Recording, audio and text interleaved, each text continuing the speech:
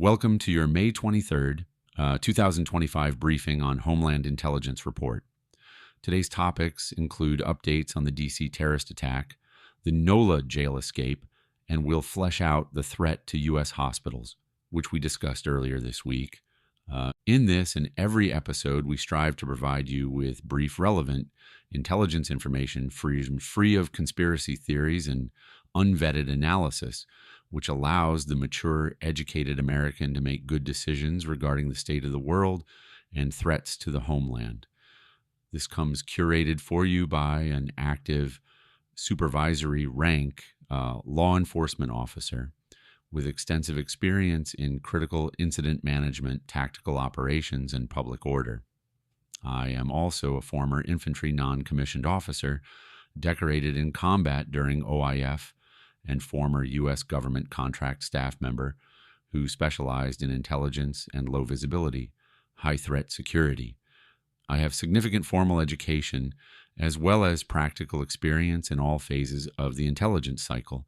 Through these lenses, I endeavor to read between the lines for you, the consumer, to help you form your own well-informed outlook on the world.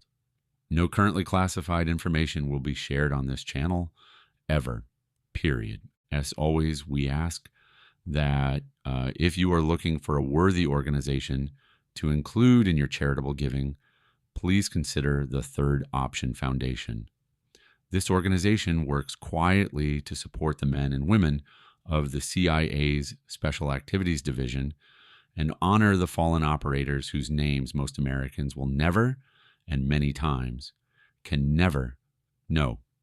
You can make your tax-deductible donations and learn more at www.thirdoptionfoundation.org.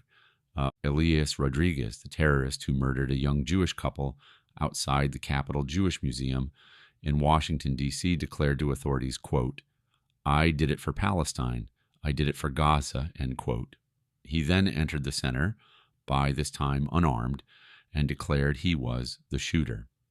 This all according to court documents released today after Rodriguez made his initial appearance in federal court. He was read the list of charges he faces along with possible punishments, which include, predictably, the death penalty. The two people killed were identified as Yaron Lashinsky, an Israeli citizen, and Sarah Milgram, an American. They were a young couple who were soon to be engaged, according to Yechel Leiter, the Israeli ambassador to the U.S. Both were employees of the Israeli embassy and were leaving an event for young diplomats when they were murdered. Lashinsky grew up partly in the German city of Nuremberg and moved to Israel at 16. Quote, he was a Christian, a true lover of Israel, served in the Israel Defense Forces, and chose to dedicate his life to the state of Israel and the Zionist cause, end quote, said Ron Prosor, who taught Lashinsky at Israel's Reichman University. Lashinsky earned a master's degree in government diplomacy and strategy there. Prosor continued, quote, he embodied the Judeo-Christian values and set an example for young people worldwide, end quote. According to court records, Rodriguez flew from Chicago with a firearm in his checked baggage and purchased a ticket for the event a few hours prior. He was allegedly seen on surveillance video approaching a group of 4 people outside before opening fire. As Yaron and Sarah fell to the ground, he stood over them and fired again before discarding his weapon and giving himself up to event security. These types of attacks are extremely concerning because although they are dangerous and tragic, lone wolf pro-Palestine terrorists are not the preeminent threat facing the U.S. Granted, Jewish communities are no stranger to lethal threats, but the risks have never been higher, worldwide, I estimate. With the looming threat of an al-Qaeda attack inside the U.S. law enforcement and intelligence assets are stretched thin as it stands going into the summer monitoring external terrorist threats, anti-Israel threats, along with the upcoming protest season. 5 inmates remain at large from the NOLA Jail Escape, including 3 murderers. The FBI, ATF, and Crime Stoppers have combined to raise the reward for each inmate to $20,000. In my opinion, the reward should be much higher. There are 5 extremely violent criminals at large for coming up on a week now. The reward should be enticing enough for their associates to be unable to refuse. The cash value of a 3-year-old mid-sized domestic SUV doesn't quite do it. Make it $100K each, and you'll have them back behind bars by Monday. Calls continue to mount for the New Orleans Parish Sheriff to be removed for incompetence, including some from retired command staff of the department itself. According to the threat assessment and private intelligence firm Command 11, the next weeks will be critical in determining the current status of the AQ Next 9/11 plan. Their assessment predicts primary care centers, trauma centers, and first responders should be preparing for an upcoming terrorist attack to be carried out by the Islamic State, ISIS, and the Islamic State Khorasan Province, ISKP, but orchestrated by al-Qaeda as a prelude to a secondary, much larger attack by al-Qaeda. Notably, Command 11 is Pakistan-based and has its own assets on the ground in Pakistan, Afghanistan, and Kashmir. I'm going to read from their threat report, which spans 24 pages and is available without cost on their website, www.command11.com. According to Command 11's report, there are numerous terrorist sleeper cells already inside the United States associated with both al-Qaeda and ISKP, as well as individuals actively being radicalized that are still unknown to any analyst. We have tentatively placed the number of al-Qaeda and Haqqani network assets in the United States at approximately 11,000, which is steadily growing with every opportunity presented. Those involved are not terrorists that will be infiltrating for these attacks. They are already in the United States on fake passports issued through the Haqqani-run Interior Ministry of Afghanistan, illegal crossings on both the northern and southern borders, and smuggled into the country through drug and weapons smuggling routes. Isn't that scary? The Haqqani network runs the Afghanistan Ministry of the Interior. This means they can issue legitimate travel documents to anyone they want using whatever aliases they want. The fox is guarding the door of the hen house in this case. We have stated in previous analyses that small attacks are test runs to determine response times, which agencies respond, and what the reaction of the public is to the attack in real time. The last point is very important because the public reaction determines the second and third strike opportunities for the terror groups. The January 1st New Orleans attack was a textbook ISKP test run. Test runs gauge tactics, response times, and attack efficiency.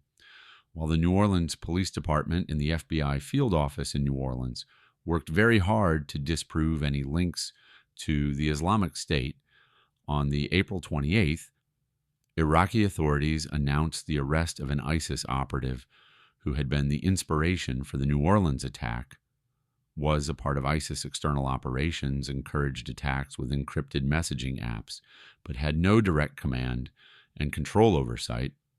I would add the July 14th, 2023 murder of a Fargo, North Dakota police officer, and the shooting of 2 others who were working a traffic crash to the list of initial or test attacks.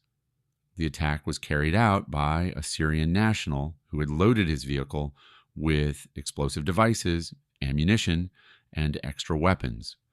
Less than a mile away in downtown Fargo, the annual summer street fair was ongoing on that Friday afternoon, with thousands of citizens out in the open along downtown streets. Using sources inside terrorist camps within Afghanistan, assessments placed the number of cells inside the U.S. at 30 to 50. In a coordinated campaign, some would conduct test attacks, smaller tests of response times, and designed to start to stress first responders and trauma infrastructure. Others would conduct follow-on attacks. These cells are highly compartmentalized and are designed in layers of redundancy. If one cell is compromised, they will not have information on other cells or actions planned. Some cells are likely staged as backups for other operations, only to be activated by the failure of another. Command 11 has contacted various law enforcement agencies in the U.S. with its information. Further, the organization issued a public warning via X. They provide succinct bullet points delineating the most likely course of action as follows. The threat, as we currently understand it, is directed toward hospitals located in mid-tier cities where the impact will be significant, but the security protocols will be significantly lower than major cities. They're designed to be a multi-city, multifaceted attack that will target not only the hospital, but first responders as well. There's chatter in the terror camps that hostage situations could be a facet of the attacks. Attacks will be started with a vehicle-based improvised explosive device, VBIED, followed by assault teams. This tactic has been used effectively in foreign countries, where terror groups have targeted military installations and civilians. On March 2nd, jihadi groups circulated a graphic with U.S. hospitals circled in red with the title, "Soft Flesh Awaits." A lot to digest in this episode, and I hope it stirs thought for you, whether you are a law enforcement officer, security professional, or simply attempting to be a well-informed member of society. I don't know why any serious law enforcement officer would leave the house unarmed in this day and age, but we should consider ways to identify ourselves in public, to responding on duty officers in the event of a public place attack. Carry a tourniquet, carry your credentials, and a firearm when you are in public, especially large public spaces. After having experience with an ambush attack of on-duty officers within my agency, I stopped worrying about carrying the smallest pistol I could, off-duty in most cases. Granted, I will still often carry a pocket gun if my wife sends me to the grocery store late at night, or I'm only driving to and from work and not planning to stop in between. However, if I am going somewhere like a public gathering, church, a concert, large stores, or malls, I carry a handgun I can fight with and a spare magazine. I have been in contact before, and 15 rounds, especially of pistol ammunition, goes very quickly in a dynamic situation, especially when you start off on defense, and doubly so if there are multiple bad guys. Thank you again for listening. If you feel like you've gotten value from this information, please like, comment, share, and subscribe. Look for us on Spotify and YouTube. Additionally, the full threat report from Command 11 is linked in our link tree at http://linktr.ee/Homeland Intel Report. You can also find our Spotify, YouTube, X, and Instagram, along with the Third Option Foundation there as well. As always, be well and be well informed. Thank you for your time.